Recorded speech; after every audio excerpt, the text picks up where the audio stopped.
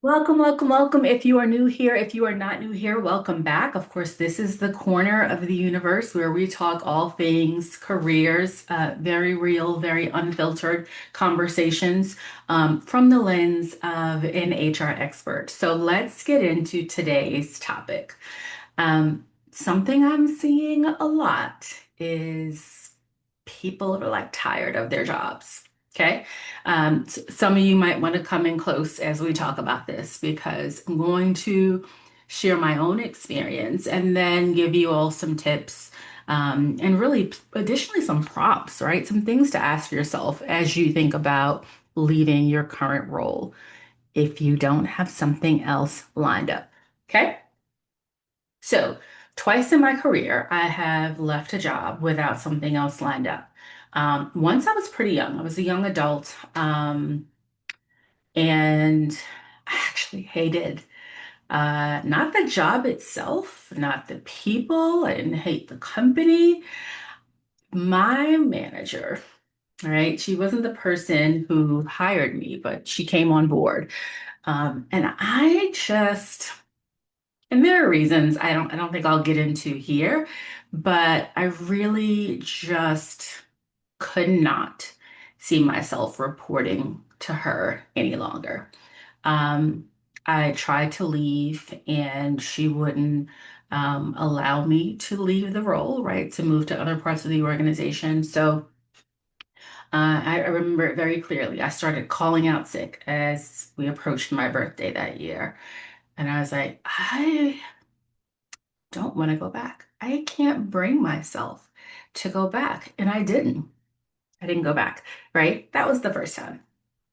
I don't recommend it, but I did land another opportunity fairly quickly, same industry, a bit of a pay bump, and more responsibilities, but more aligned with where I saw my career going. And my manager at the time was amazing. The team was amazing. The organization was fantastic. So it all worked out. The second time I did it, I was not young. I was actually pretty deep in my career. And I'll tell you what led to it. A couple of things. One, grief, right? So I lost my dad, but not long before I left this job. And the pandemic. So my life changed so much in a very short period of time. And I remember thinking, I am going to lose my mind if I don't make some changes. Um, yeah, without getting too deep into the weeds, I knew that if I did not make some immediate changes in my life, I was going to lose it. There was just so much coming at me, and I was responsible for so many people that I was like, I think I'm done. I think I'm done. I checked my finances. Those suggested I could go for, I knew 6 months, right? So for a period of 6 months, I knew I'd be fine. Unfortunately, this was a time when the market was a little bit more challenging, but I knew I had enough to kind of stay level and still pay the bills and still do everything I needed to do in addition to some of the things I just wanted to do at the time, right? So I needed that break for mental health reason. It was time to go, right? So those were the two times in my career where I left a job without having something else lined up. I am seeing a lot of people in these internet streets talking about, I can't take it anymore. Part of it, I will say, is the toxic work environment from the current administration. So a lot of federal employees are looking for other opportunities. But at the point where they're like, listen, if I can't find anything, I'm done. I'm done because I can't live like this and go to work every day like this.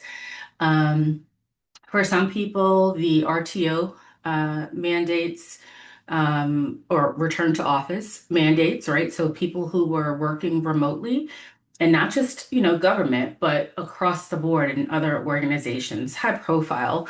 organizations and breaking news where these companies are calling employees back into the office, and folks are like, I already moved, and like I thought we were on the same page. So like, why are we here? Why are we having this discussion?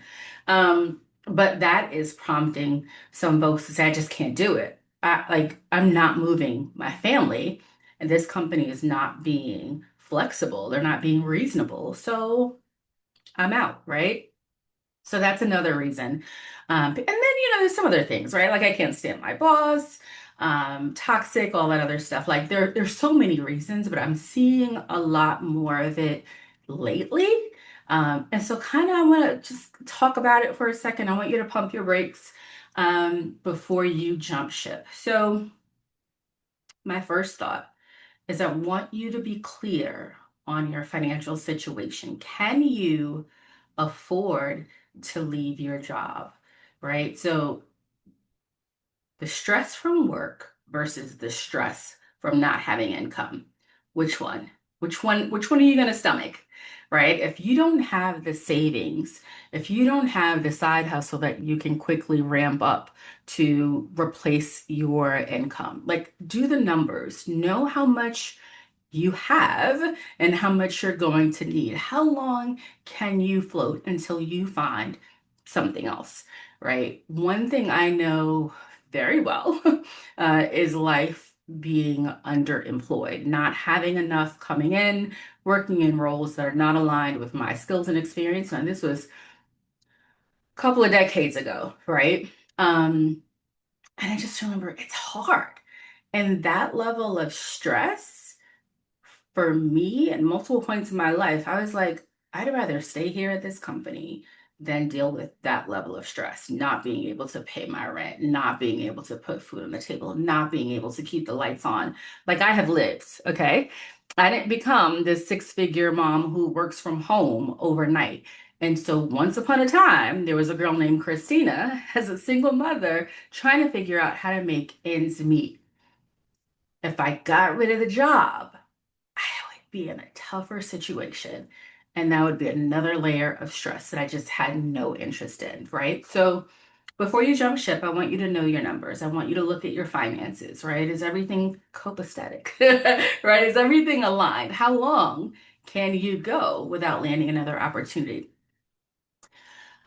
Along those same lines, is unemployment more stressful than your job? That's the question, right? So, not just look at the numbers, but the question I want you to ask yourself is unemployment more stressful than this job?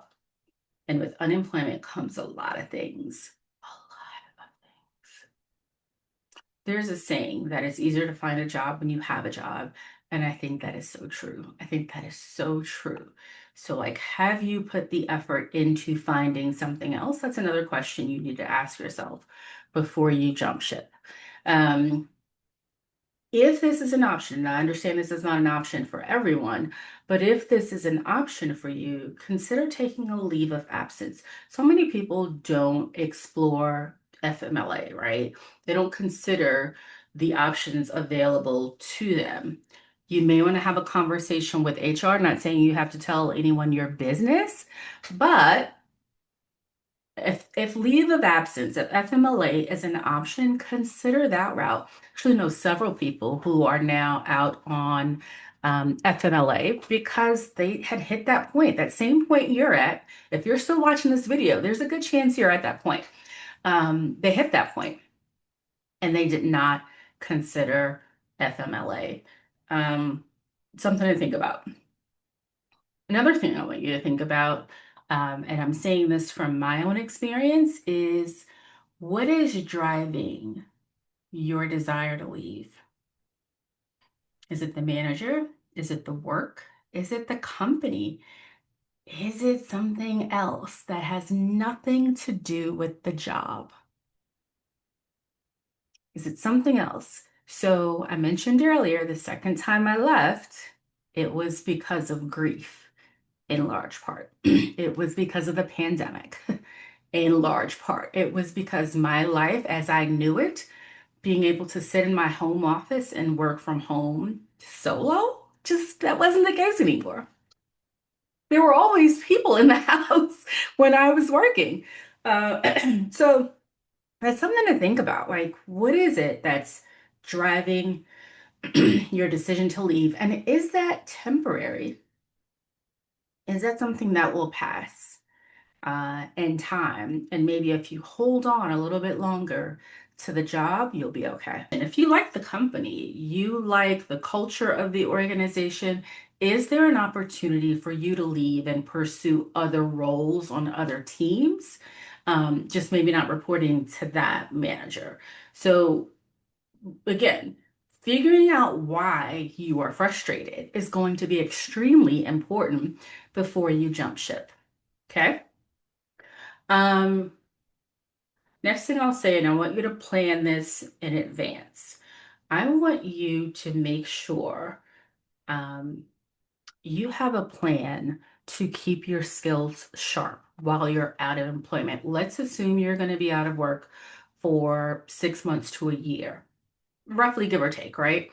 Depending on the job market, depending on your industry, depending on your skills and experience, depending on so many factors. Um, what are you going to do to keep your skills and experience sharp? Are you going to volunteer? Are you going to take some classes? What's the plan? And I say this as someone who has worked to really build recruiting efforts, I should say, recruiting efforts that focused on bringing people back into the workforce who had taken a break. So a lot of the questions I had for them was kind of like, I don't care why you took the break. Why you took the break is your business.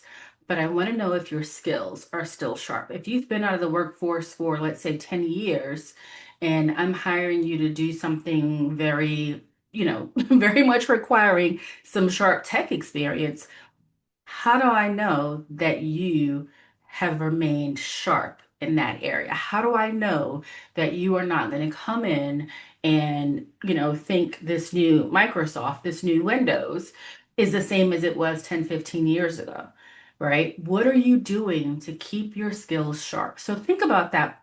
I want you to be strategic when you decide to step away. Not saying don't, I'm saying do it strategically. I was going to say, I'm not saying don't do it. I'm saying if you're going to do it, if you're going to leave your employer without a plan lined up for a new role to start shortly thereafter, like be strategic about it. So many things to think about before you leave your job. I coach people in this space often. And I remember talking to one young lady who was like, Christina, I can't stay another day. They've written me up. As a matter of fact, I've talked to a couple of people who have had this same situation. I've been written up. I know my time is short. Um, like I have to go. Okay, let's be clear on what you're going to do next. Let's be clear on the plan in case you are unable to land a job, depending on the market, depending on your experience, depending on your skills, depending on your location, if you're looking for something on-site or hybrid. And we can talk about the remote space and how competitive that is, but there's so many factors. What's your plan? If you're going to step away and build a business, like set aside some money to funnel into that business, right? Maybe that means you set a date. Maybe you say, I'll work another 90 days. When I hit the, 75-day mark, I'll put in my notice. Ideally, within that time frame, I've applied for a number of roles. Ideally, I've interviewed, I focused on my networking. Hello, hello, hello. Is this thing on? Networking is going to be extremely important when you start thinking about departing from your current organization. I could keep going. My point is, in all of this, I know so many of you are ready to go. You're ready to jump ship for whatever reason. I want you to get clear on why and what your plan is. Why and what is it that you're going to do to make sure you don't jump ship and then sink? Okay? If you want to talk about your specific situation, of course, I'm more than happy to have the conversation. I'll drop the link in the description for a clarity session. let's sit down for 60 minutes and talk about your situation and let's put a plan together. All right. So I hope you all have gained something from this. Of course, don't forget to like, share, subscribe, all that amazing, amazing stuff as I continue to build out this channel. And I'll see you all soon.